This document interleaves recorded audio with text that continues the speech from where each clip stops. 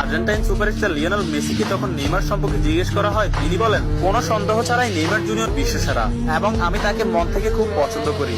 এবং Argentine midfielder Rodrigo De Paul বলেছেন, যারা নেইমার জুনিয়রকে ভালোবাসে না তারা ফুটবলই বোঝে না। ফ্রান্সের বিশ্বকাপ জয়ী কিলিয়ান এমবাপ্পে বলেছেন, নেইমার শুধু ফুটবলের রাজা নয়, মহারাজাও বটে। আর্জেন্টাইন গোলকিপার এমিলিয়ানো মার্টিনেজ বলেছেন, আমি নেইমার জুনিয়রের অনেক বড় ভক্ত। আর্জেন্টাইন বিশ্বকাপ জয়ী তারকা ডিয়েগো ম্যারাডোনা বলেছেন, আগামী 10 বছরে 10 জন মেসি আসবে, কিন্তু আগামী 10,000 বছরেও একজন নেইমার আসবে না।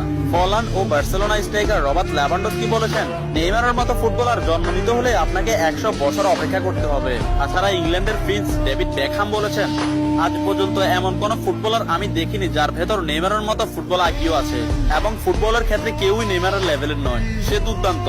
এবং আর্জেন্টাইন বিশ্বকাপ জয়ী তারকা অ্যানহেল ডি মারিয়া বলেছেন, নেইমারের সাথে যে কোনো প্লেয়ারের তুলনা করা অপরাধ। ফ্রান্সের বিশ্বকাপ জয়ী তারকা কারিম বেনজেমা